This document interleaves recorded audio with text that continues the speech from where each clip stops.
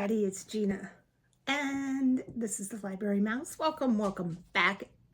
And today I thought that I would take a look at some of the top books that people are talking about online right now. See if there's any that strike a chord with you or with me that you would like to read.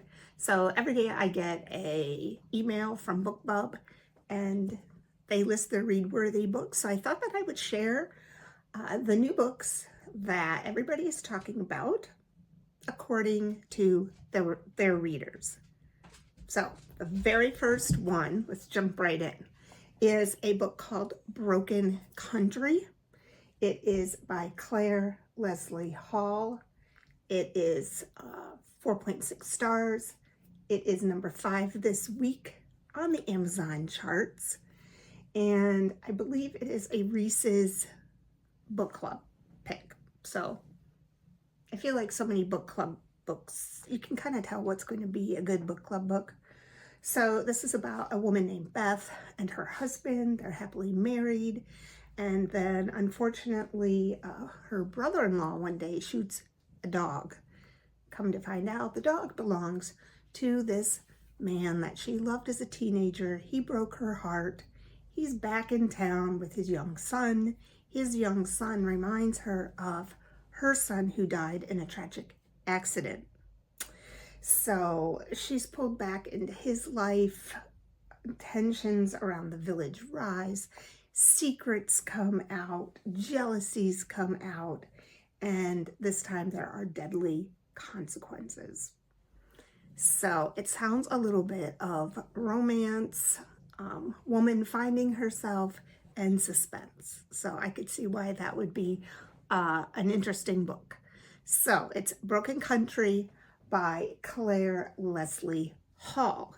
Now let's go to the second book. The second book is Nobody's Fool. It is a New York Times bestselling author Harlan Coban's newest book, and it is a detective thriller. Actually, it sounds kind of intriguing. So the plot follows this detective, Sammy Kearse, and it delves into his college days when he was a young college student backpacking. He wakes up one day covered in blood, a knife in his hand, his girlfriend dead next to him. Fast forward years and years, now he's a low-level sleuth, and he's teaching wannabe detectives in this class, and he looks up and he sees who he thinks is his girlfriend from the past. And she runs out of the room before he can say anything. So he's going to be trying to piece together this mystery about his past. This one is number 1 in the private investigator mysteries category. It's book 2 of 2. And it got 4.6 stars from the readers on Amazon. So there you have it. I think it was just recently published. Yes, just March 25th, 2025. So go check it out. Okay. The next book is by one of my favorite authors, Jennifer Weiner, and it is her newest book, The Griffin Sisters' Greatest Hits. So basically, this follows a sister duet who reached like pop stardom in the early 2000s. And they had a great rise to fame. They're on MTV, on the cover of Rolling Stones. And then they abruptly break up. One sister kind of prefers not to be in the spotlight so much. So now one sister is a suburban housewife. The other one has disappeared from public life entirely. And one of their daughters kind of starts digging into the group. What happened? Why did they break up? And it brings all those secrets to light. I love Jennifer Weiner. I think that she writes great books. And what I love is that she's really good at period pieces. Like, I know when I read this, she will capture the early 2000s so well.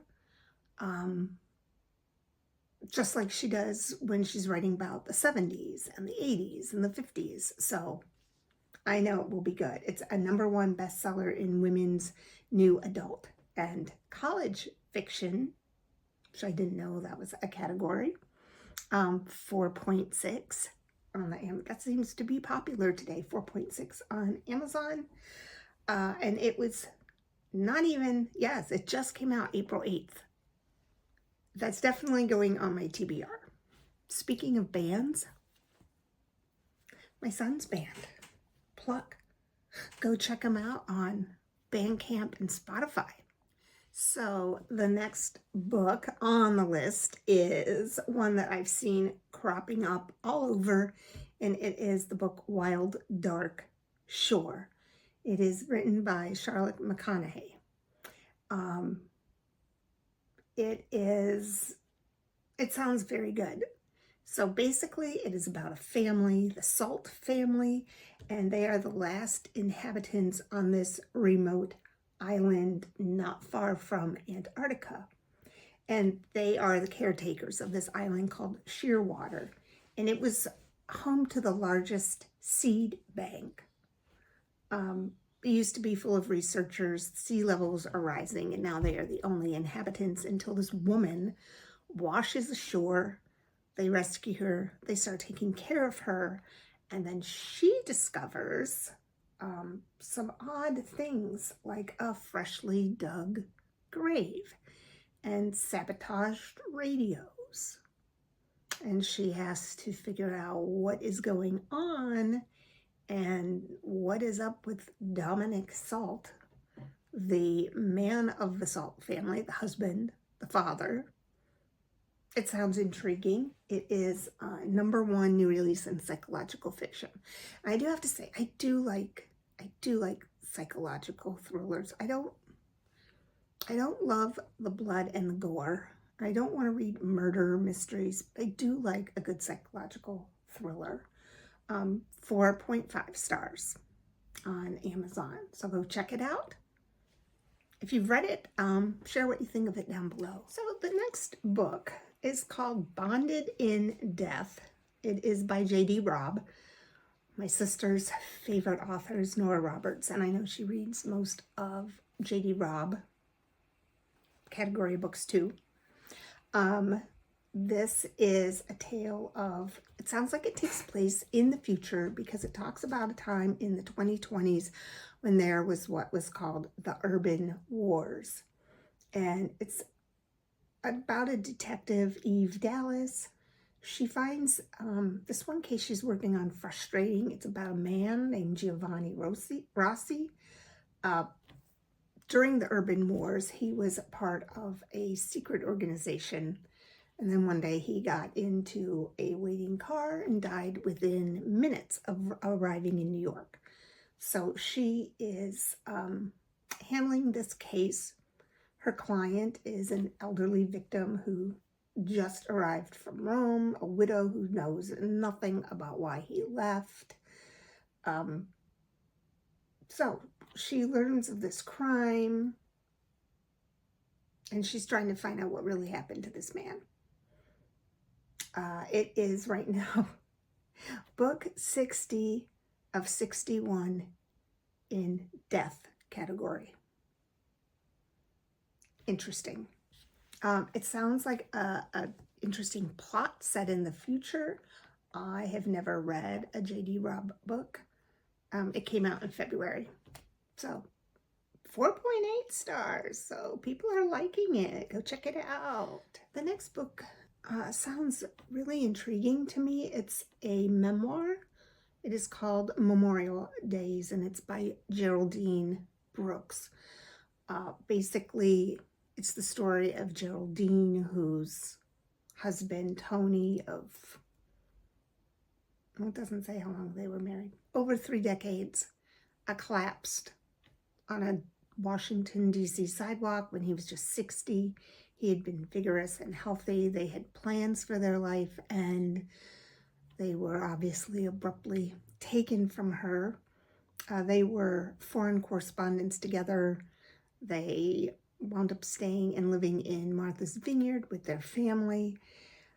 And she is having trouble coming to terms with the loss. So she decides that she is going to take a flight to a remote island off the coast of Australia and just give herself time to mourn and time to grieve.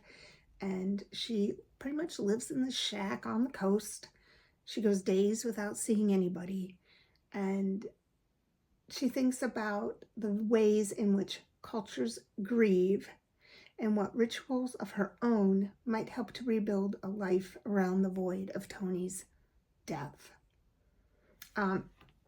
It says it is a spare and profoundly moving memoir. It's a portrait of a larger-than-life man and a timeless love between souls. It is the editor's pick for Best Biography and Memoirs, and it is a 4.6 on Amazon. It sounds very moving and very contemplative. That might be a good one too. So many of these books I just want to put on my TBR, and I had not heard of them. Like, I had never heard of this book before. So let's see if we can find another interesting book. Okay, so the next one is the 5th book in the Hunger Games series. This is a prequel, and it follows the story of Haymitch Abernathy, back from District 12. This is the day dawns on the 50th annual Hunger Games. In honor of that, twice as many tributes were going to be taken from their home, and in traditional Hunger Games style, it follows Haymitch into the games, and he thinks he's been set up to fail, but he wants to fight. I don't know how formula this is. You know, does the same thing happen in this book that happens in most of the Hunger Games books? I loved the first Hunger Games.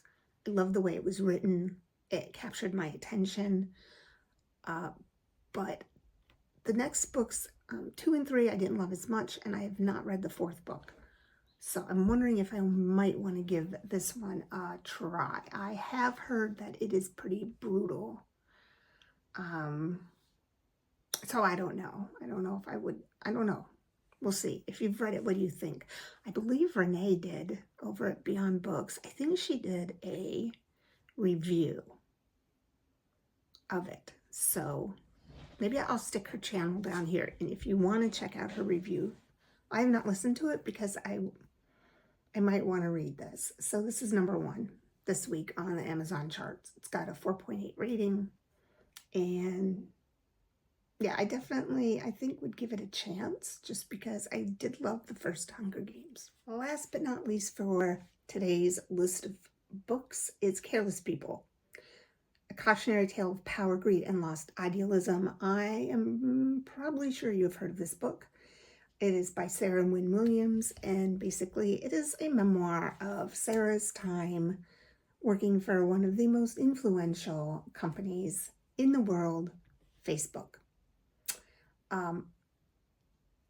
She tells its rise to stardom from like the beginnings of it until just recently, and it sounds very, very interesting. It says that it's a deeply personal account of why and how things have gone so horribly wrong in the past decade, and it takes a look at the role that social media has played in our lives and reveals the truth about the leaders of Facebook. So it should be interesting. I think I want to read this too. I think I want to read all of them, and my camera just keeps falling. But there you have it. The top books this week that BookBub is recommending. I think they all sound really good. So go check them out. If you've read any of them below, let me know and share what you think of them. On that note, I will talk to you soon. Happy reading. Bye, everybody.